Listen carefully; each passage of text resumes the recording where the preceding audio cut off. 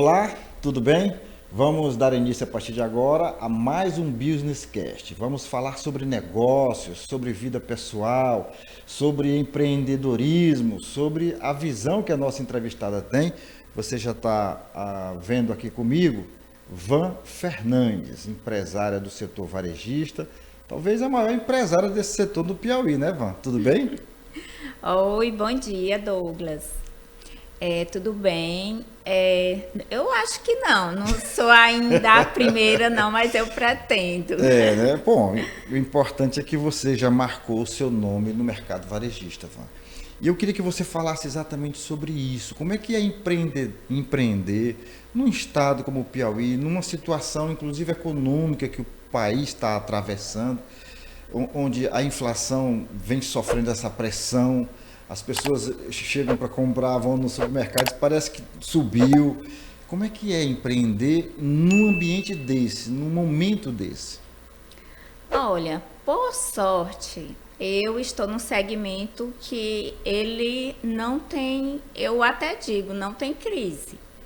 É porque o cidadão, ele deixa de comprar qualquer coisa. Precisa se alimentar, né? Ele pensa na hora de comprar uma roupa, na hora de comprar um sapato, de ir para uma festa. Mas o prato de comida, eu acho que é o último item que o cidadão pensa em deixar de gastar. Então, embora, né, nós varejistas do ramo de supermercado, estejamos num estado que a renda é menor, né, que as pessoas têm poucas, vamos dizer, talvez oportunidades, né, de crescimento profissional, mas as pessoas, ela, em qualquer lugar, em qualquer estado ou país, elas nunca deixam de comer.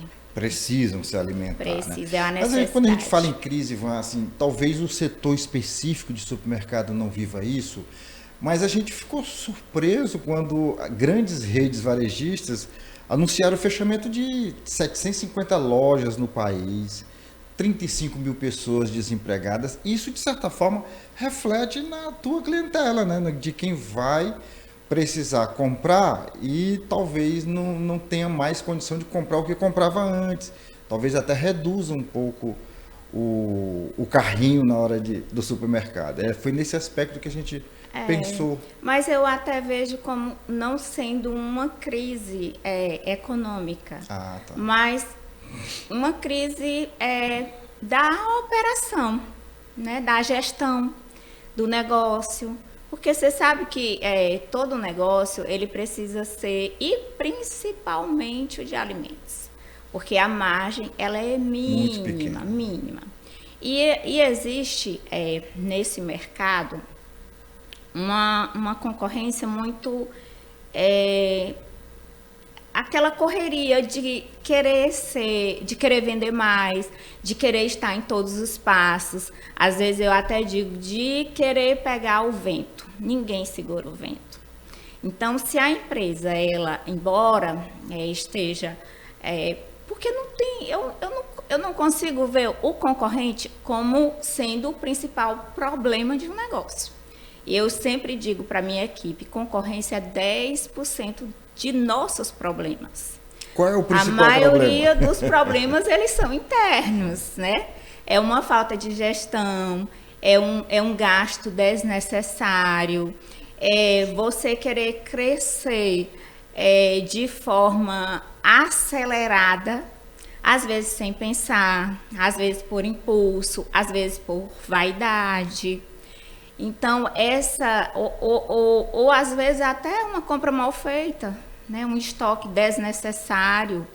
Então, nesse ramo que nós trabalhamos de supermercados, você tem que ter um cuidado, assim, 360 graus, uma visão 360 graus, 24 horas por dia. É um ramo muito sensível, É né? muito sensível. 40% do que nós vendemos é perecível. São produtos que não duram 5 dias. Então, você tem que ter uma gestão muito presente e muito cuidadosa para você não correr nesse risco de querer abrir várias unidades, sair querendo ter perfil de todos os concorrentes, porque você não vai conseguir. Você vai entrar num colapso. Agora, você tem uma rede de lojas e você só é uma.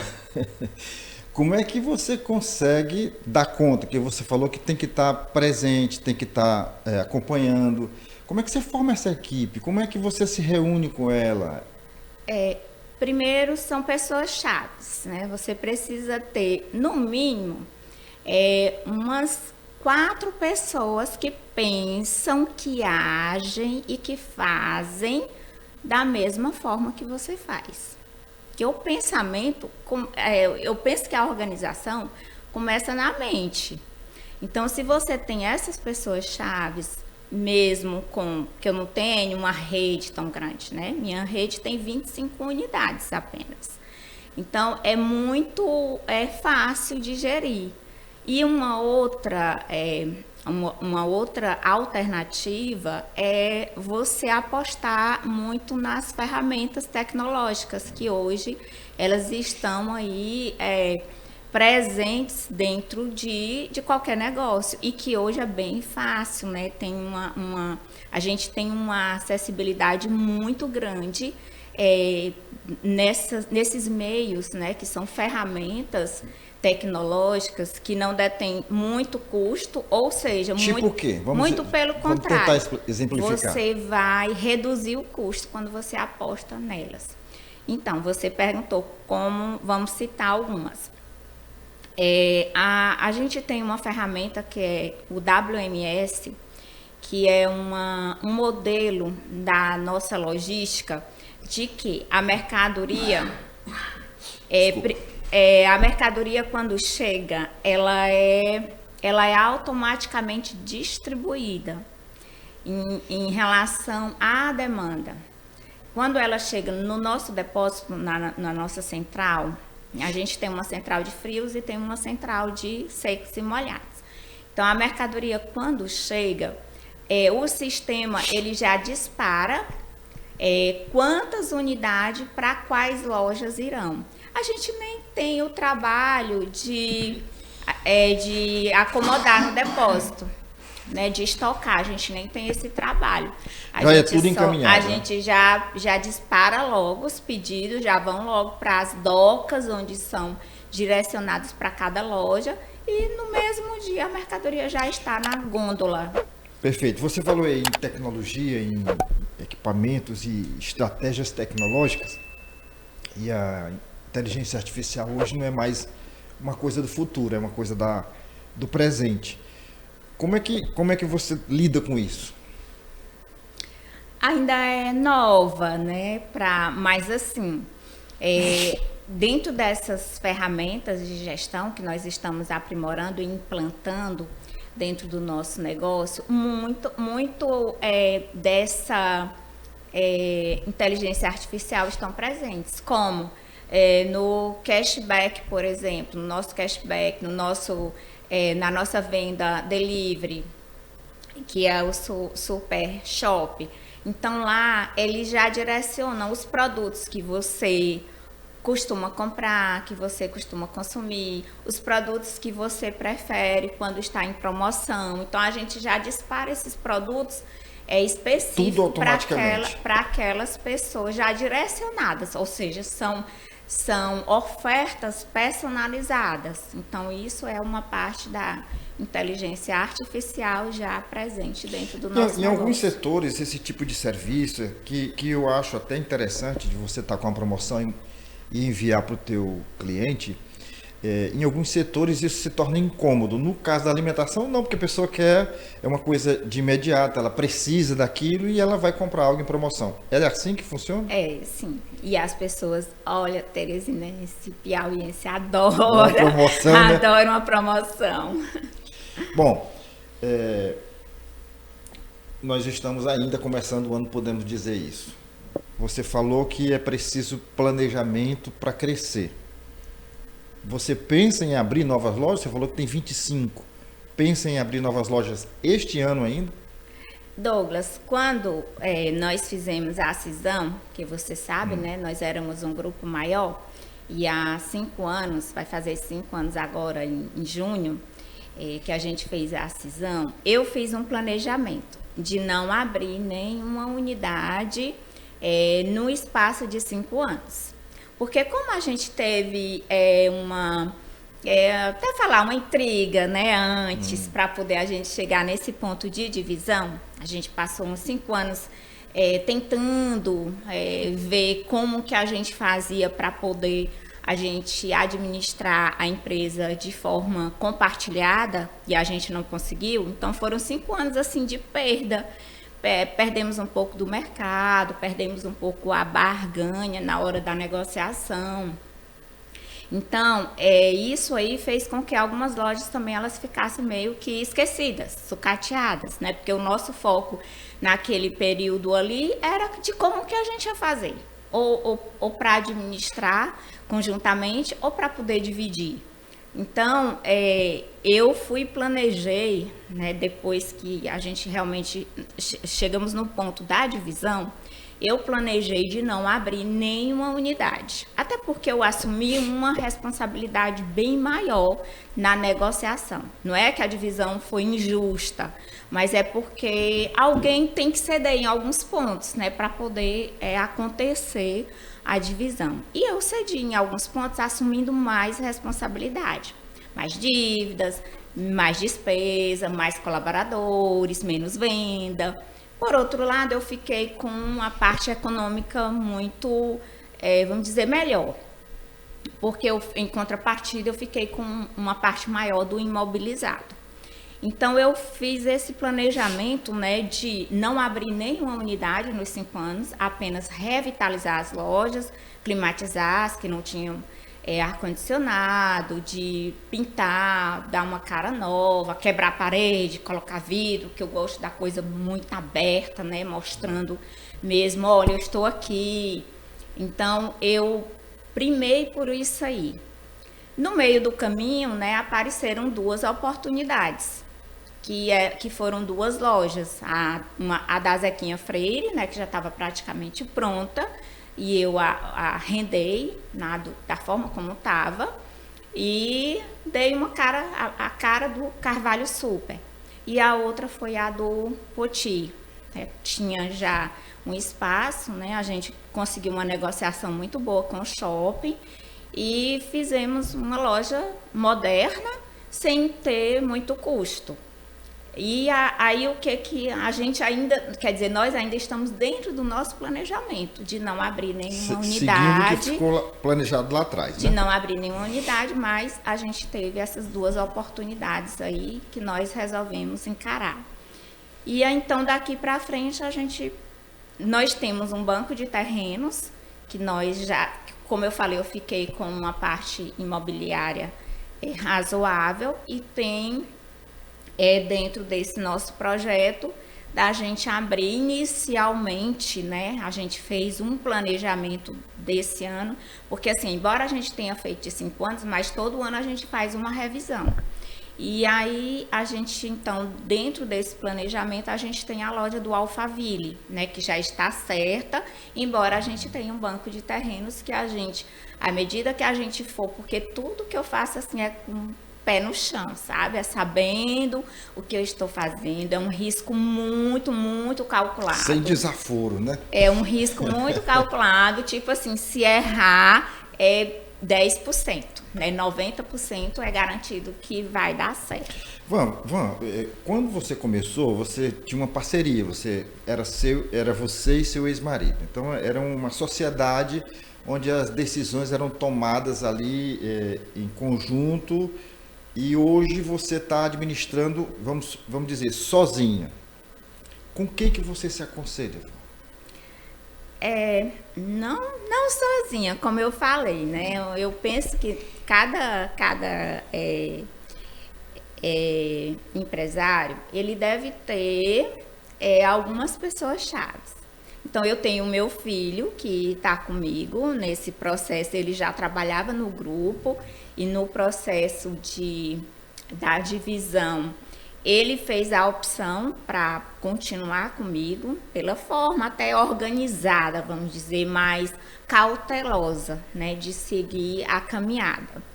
Então, ele hoje está na direção do comercial, ele é muito bom nessa parte de gestão, de inovação, é um rapaz jovem, né, e ele Antenado, né? ele até diz assim, eu venço pela preguiça, porque as pessoas da minha idade, elas têm preguiça, então elas querem as coisas mais fáceis. E o que é mais fácil a tecnologia oferece.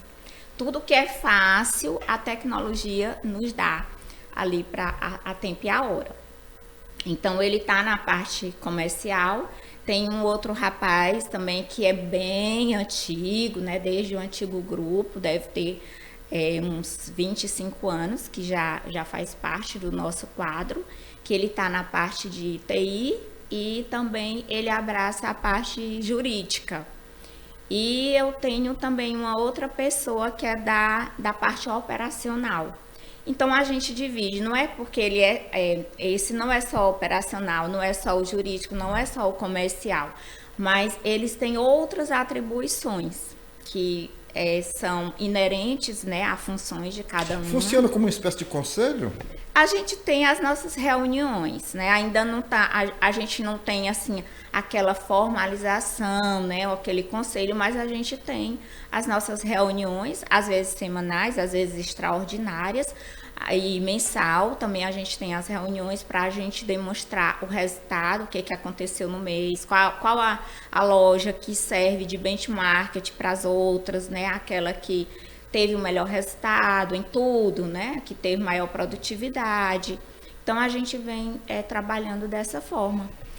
Van, estamos vivendo um momento que é muito importante para o setor produtivo, para o empresariado de uma maneira geral, setor corporativo, que é a reforma tributária, né?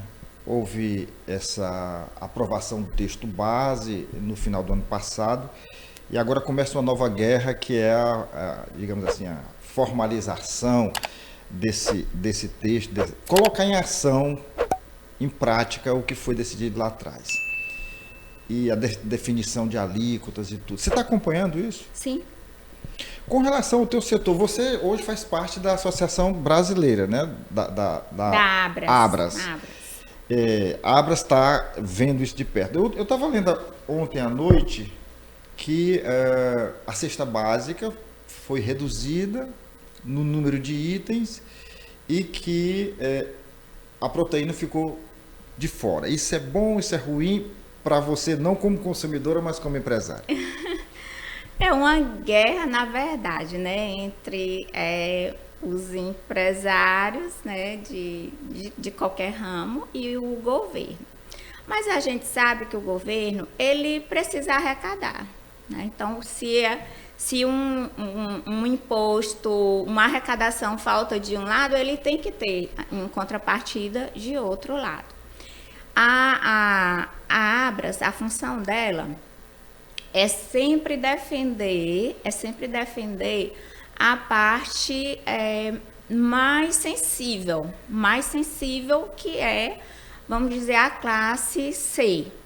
E essa defesa aí, então, ela sempre pensa, bom, a classe C, ela precisa comer carne.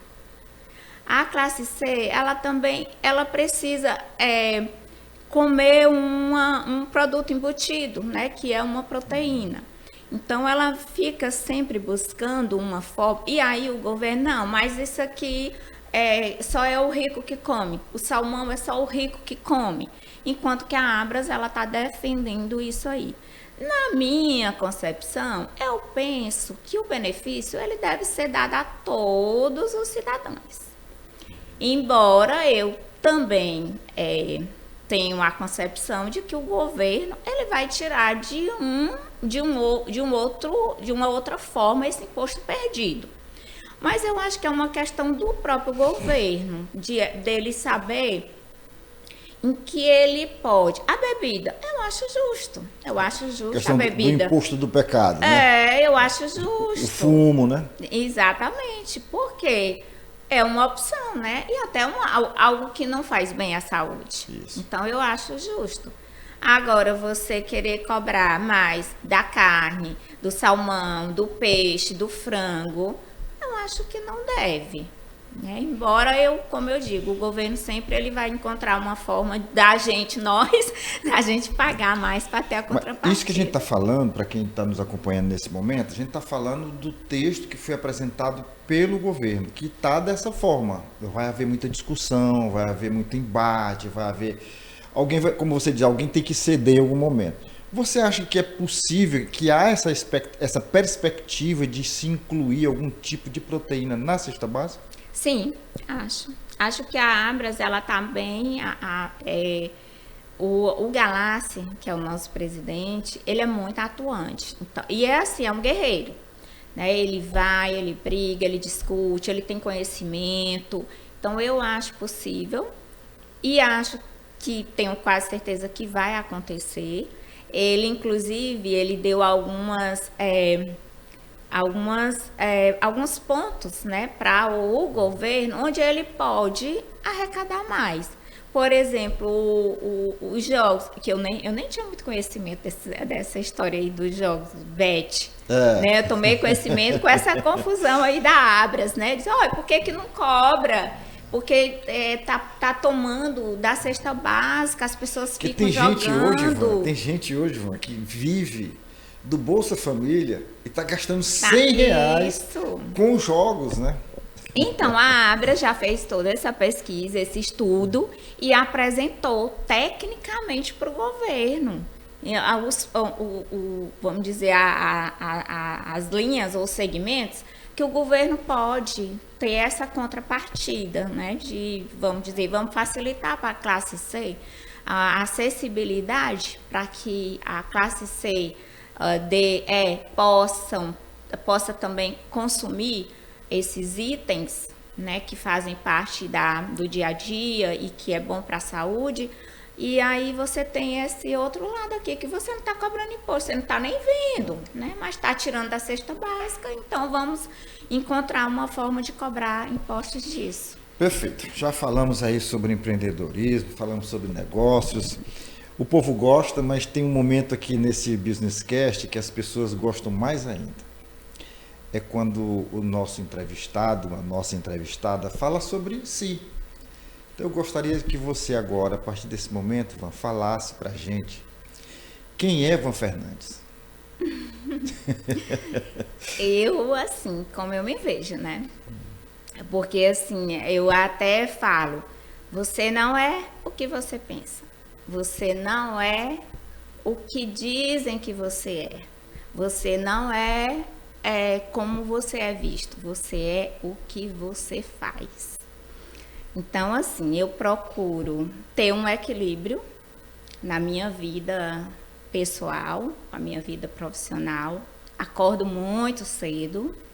Acordo 5 horas da manhã. Ainda pedala? Pedalo. Aquela quedinha não afastou você da bicicleta. Já caí muitas vezes, mas eu acho que faz parte. Eu sempre digo, tudo que eu já quebrei foi por uma boa causa, né? Porque eu já quebrei o pé, eu já quebrei o dedo, já machuquei minha perna, já quebrei o braço, mas tudo por uma boa causa. Inclusive, a última quebra que eu tive, a última coisa que eu quebrei, que foi o dedão do pé, foi dançando. Olha então, aí. Assim, eu acho que por eu ser uma pessoa muito ativa, né? Por isso que E crocante, viu? Então, assim, eu acordo bem cedo, né? Vou para a academia, né? Pratico meu esporte ali antes de começar o meu dia, tomo um café bem tranquila. Às vezes, assim, eu não gosto de agonia, sabe? Eu não gosto de pressão.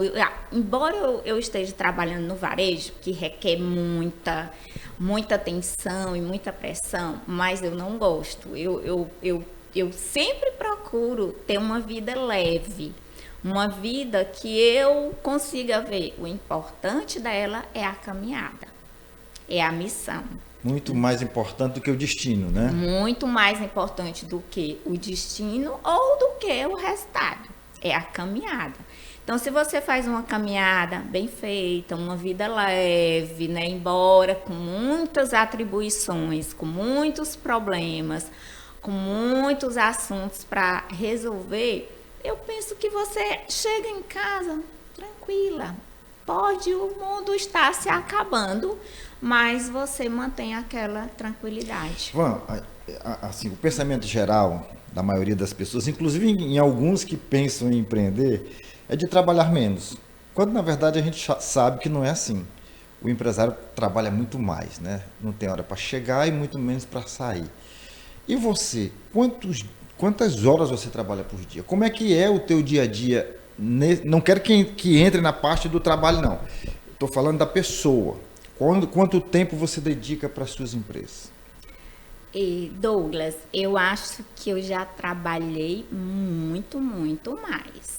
Porque eu trabalhava tanto com a mente como com o corpo. Né? Lá, quando a gente iniciou, eu até digo com muito orgulho, eu tive meu primeiro filho dentro do armazém. Trabalhando. E no dia 25 de dezembro, que é um dia que ninguém trabalha, né? Eu estava lá, senti dores, fui da maternidade, com 4 dias eu já estava lá com ele. E assim, tudo eu via como um motivo. Cada coisa que acontecia comigo, para mim era um motivo. Para eu me dedicar mais, para eu trabalhar mais. Mas eu sempre, mesmo trabalhando muito, às vezes acordava 2 horas da manhã para tirar a nota fiscal. Às vezes eu ficava ajudando, né, o meu ex-sócio, que hoje eu chamo meu ex-sócio, né, eu acho que já passou essa de ex-marido, ajudando a carregar carros.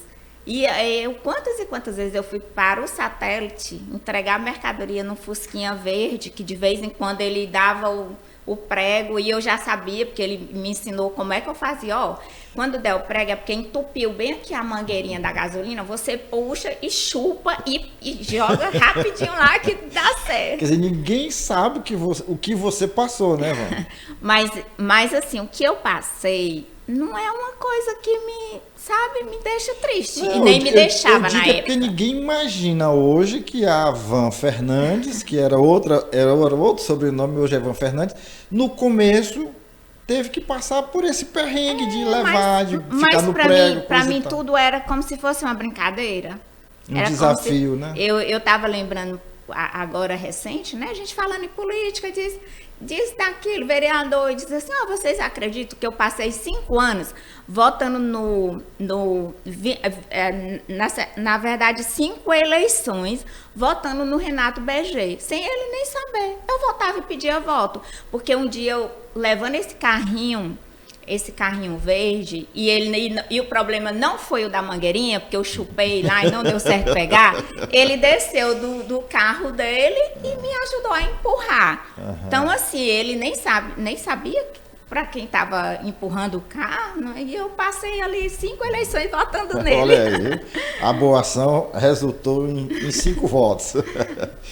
Bom, eu estou assim com um problema na garganta, não sei se você já percebeu, mas estou me recuperando de uma alergia, que não é gripe, é alérgico. Bom, então você vai falar um pouco para a gente agora, lá do comecinho. Você não é piauiense, você é baiana. De onde mesmo? Eu sou da Chapada Diamantina. É uma vila, né, a Vila dos Remédios, que fica na Chapada Diamantina. Fica perto de quê, Ivan? A cidade mais conhecida é Ceabra, Ilhéus, ali naquela região. Ilhéus eu conheço. E não esqueço nunca daquele cheirinho de chocolate lá de Ilhéus. Lençóis. E então, como é que a Van veio parar em Teresina? Por que não Salvador? Por que não mais para frente? Por que subiu e veio para nossa querida capital do sol? Querida mesmo, porque quando eu cheguei aqui, né, eu tinha 11 anos. Então, eu morei na vila até os meus 11 anos, uma vida bem de menina mesmo, daquela de brincar de roda, de fazer e tomar banho na bica, de andar nos morros, porque lá tem muita montanha. Morro. fazer piquenique, uma vida mesmo bem, dizer, de uma criança que estava morando ali numa vila, mas que tinha de certa forma, tinha uma visão de mundo. Porque lá, como era a terra do garimpo, hoje não tem mais tanto, né? Mas era cheio de diamantes, pedras preciosas, o quartzo rutilado, cristal. Meu pai comprava muito, né? E apareciam até chineses lá para comprar essas pedras dele. Então a gente tinha uma vivência grande assim com o mundo, porque essas pessoas andavam por lá. As pessoas levavam o mundo até você. Isso. E aí, um certo dia, meus irmãos já moravam aqui em Teresina. O Irineu, o Kit, na verdade, foi quem veio primeiro, né? O Irineu veio em seguida. E eles já moravam aqui. E um certo dia, a minha mãe resolveu vir visitá-los. E veio, então, eu, minha mãe e um outro irmão que morava lá na vila. E nós viemos e eu sofri muito na estrada, porque era tudo buraco, não tinha asfalto, era só estrada de chão mesmo. A gente passou quase 3 dias para chegar aqui. E aí eu passei muito mal na estrada, muito mal mesmo. Tinha muito costume de andar de carro assim por longas horas. E quando eu cheguei, eu me assustei com a cidade, assim, eu vi uma cidade muito bonita. Mesmo eu já tendo andado lá em Vitória da Conquista, que era onde era o máximo que você tinha conhecia, era Vitória? Que minha irmã morava lá. E a gente às vezes ia passar férias, eu ia passar férias lá com ela. Então, quando eu cheguei e vi assim, a imensidão, ai que coisa linda essa cidade, a minha cabecinha de criança, né, nem sabia muito o que era bom ou ruim para mim.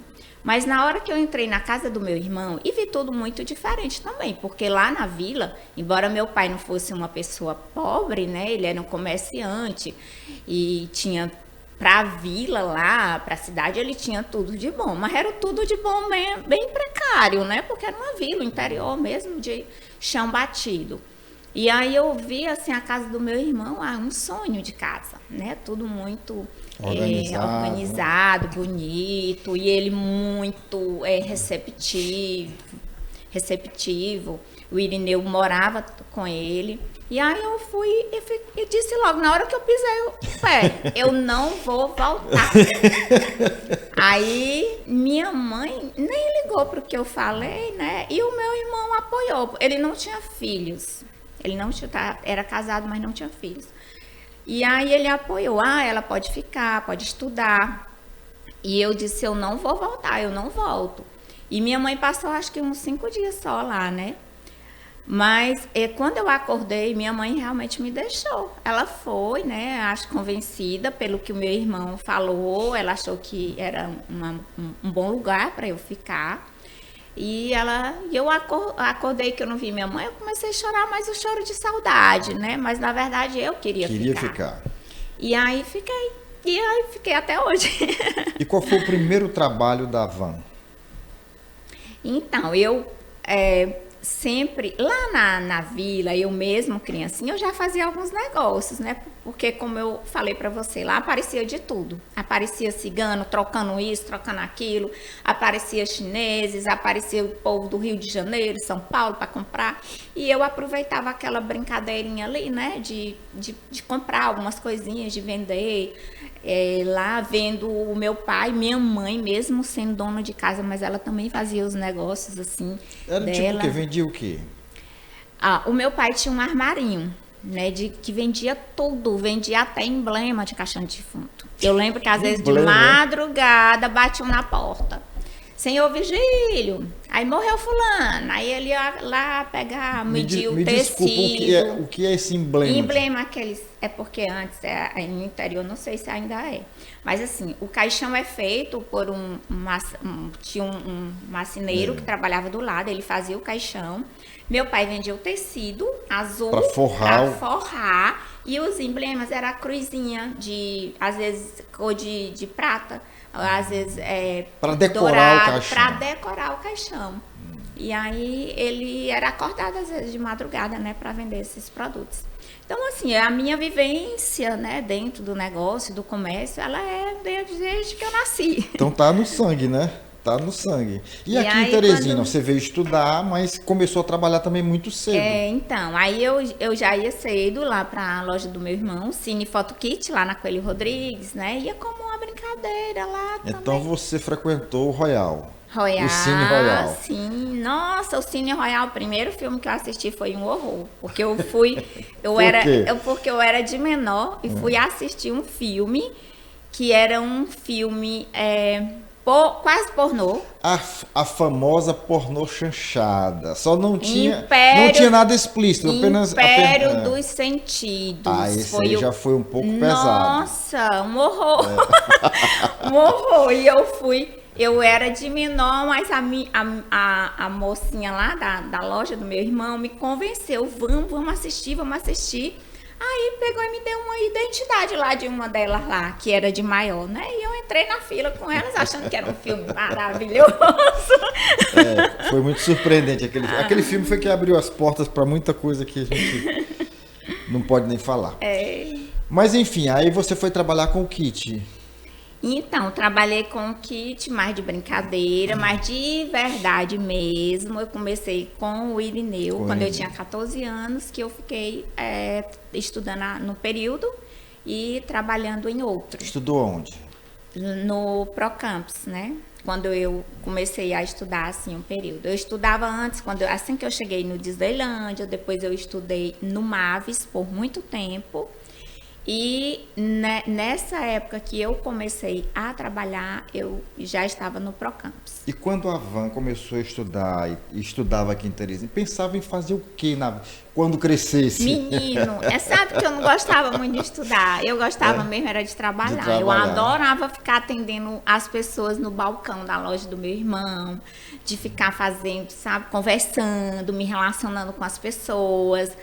Eu estudava porque eu achava que a gente tinha que estudar. Eu só fui ver a necessidade de realmente eu estudar, tipo, para me profissionalizar quando nós abrimos a empresa, em 85, 86 na verdade, 85 a gente casou, em 86 a gente abriu a primeira loja do Comercial Carvalho, que era chamada na época. Então, daí... Era supermercado ou era armazém? Era um armazém. Funcionava armazém. onde? Ali, a gente começou ali atrás, não sei se você lembra, onde era o Sabino ali no Balão de São Cristóvão. Sim, atrás ali tem... A Margarida. Mas você vai lembrar, tem o Zé Filho. Lembra do Zé Filho na esquina? Do lado do Zé Filho, né? Do lado do Zé Filho, que o Zé Filho me ajudou a abrir a porta algumas vezes quando eu tive meu primeiro filho, porque foi lá que eu disse que praticamente tive meu primeiro filho dentro do armazém, foi numa daquelas portinhas ali. Então o Zé Filho, ele me ajudava às vezes, como eu estava ponteada, né, com meu filho, com 4 dias, ele me ajudava a abrir a porta, fechar, porque era aquela porta. Quer dizer que resguardo Deus me livre. Não tive, não tive. Sim, aí então eu senti a necessidade de estudar quando a empresa começou a crescer. Aí eu comecei a fazer cursos no Sebrae, no Senac, porque eu parei de estudar quando eu terminei o 2º grau. Aí foi quando eu realmente me dediquei muito ao trabalho, né? E filhos, e trabalho, e marido, e casa, e muitos papéis. Então eu terminei o 2º grau e fiquei fazendo cursos inerentes ao negócio, né? No Senac, no Sebrae, de atendimento, de financeiro, disso. Aí quase todo mês eu fazia um curso de uma semana. E aí um certo dia, a empresa já grande, eu fui e fiz o vestibular para administração. Aí passei, né, era uma faculdade particular, né, então não precisava, né, ser uma mega estudante. E aí fiz administração e eu achei bacana, entendeu? Ter, não só ter o diploma, mas o conhecimento mesmo, o relacionamento que eu adquiri, Tinha alunos que eram bem mais jovens do que eu, outros que eram mais velhos. Essa convivência é muito salutar, sabia? Então foi muito bom. E eu gostei tanto que aí eu fiz gestão empresarial na UESP e fiz MBA em marketing na FGV. Então, assim, aí eu vi que nesse período, né, da empresa em expansão, eu vi o quanto que era necessário eu entender, eu estudar. Porque antes, eu prefiro ser comerciante, eu gosto disso. E o lazer? O lazer que eu me refiro não é essa coisa da bicicleta, da academia, não. Assim, você e a família, você e os filhos, são quantos? São dois. Dois. O Danilo e o Reginaldo Júnior. Como é que é hoje a Van? A Van viaja? Sim, viajo, já fui ver meu filho. O meu filho mais velho, ele mora na Europa.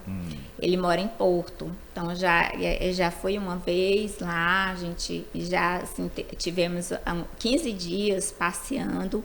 Eu viajo muito para negócios, né, para Abras, para SA Varejo, mas é uma viagem também que é uma forma de espairecer, relaxar. Espairecer e divertimento ao mesmo tempo, porque você está nessas viagens, ela não é só vamos dizer, palestras, reuniões. Não, ela tem as noites, tem as atividades tem paralelas, um jantar oferecido por um fornecedor, tem um passeio, tem conhecer algum museu, alguma coisa nova que tem na cidade. Então, de certa forma, é uma forma também de, vamos dizer, você dar um pouco de leveza na vida. Isso. Agora mesmo, a gente fez, eu e meu filho, que eu já tenho uma neta, né, o Júnior, ele tem uma menininha que é muito linda, a Sofia. Aí nós fomos fazer uma coisa diferente aqui na cidade, que eu acho que a gente precisava ter mais parques, né, porque aqui é muito quente.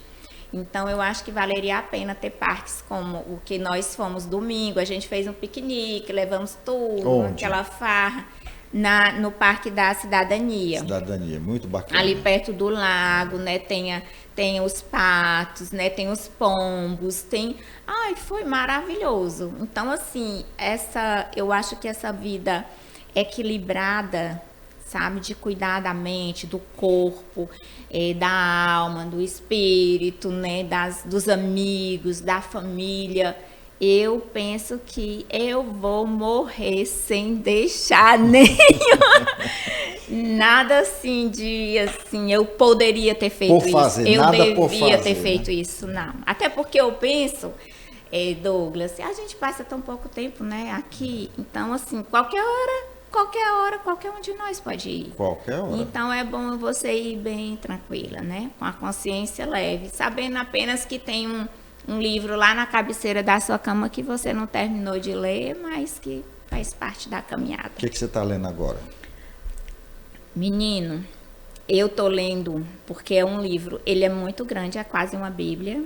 É A Revolta de Atlas, que fala muito dessa questão de do empresário ele se revoltar algumas vezes, né, porque assim, se você realmente for pensar no mundo de hoje, eu acho que isso é de sempre, porque esse livro aí ele tem mais de 100 anos, então é sempre, desde sempre tem obras que são atuais, sempre, né? Exato, é clássico, né, atemporal.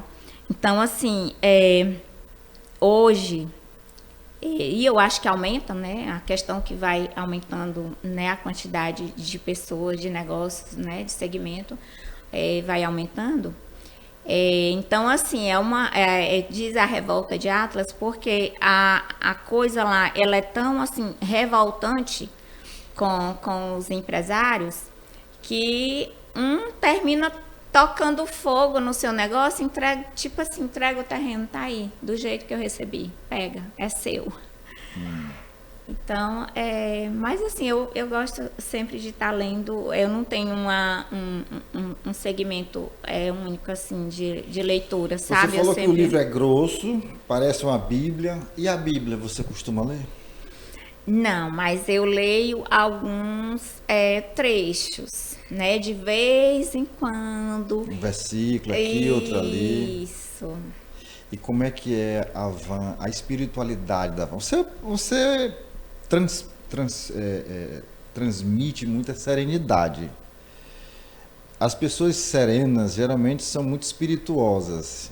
E as pessoas espirituosas são muito ligadas a Deus. Eu queria saber como é que é você com Deus. Então, eu faço as minhas preces, né? De vez em quando, até promessa, que só eu sei. E eu gosto de anotar minhas promessas. Mas paga? Pago! Quanto eu já paguei?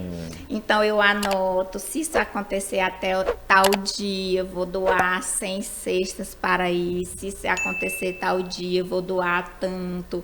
Hoje mesmo eu vi um programa bem bacana na TV, que eu faço, né, doação.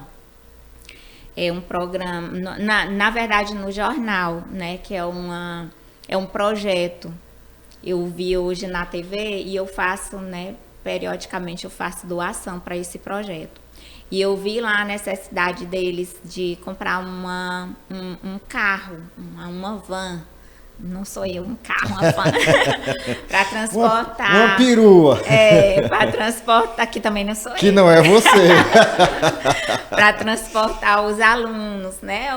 É um trabalho voluntário muito bacana.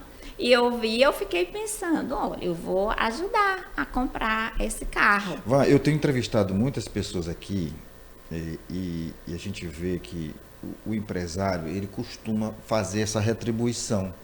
Como se fosse uma retribuição pelo sucesso mesmo, abraçando uma causa, abraçando uma instituição, contribuindo, como você acabou de falar, para a aquisição de um bem, para uma instituição que faz o bem. Isso é importante, né, Van? Mas eu acho até que nem precisa dizer, sabe? Não, claro que tem não. coisas assim que faz parte da empresa, que eu acho que é marketing, né? Tudo bem, você divulgar.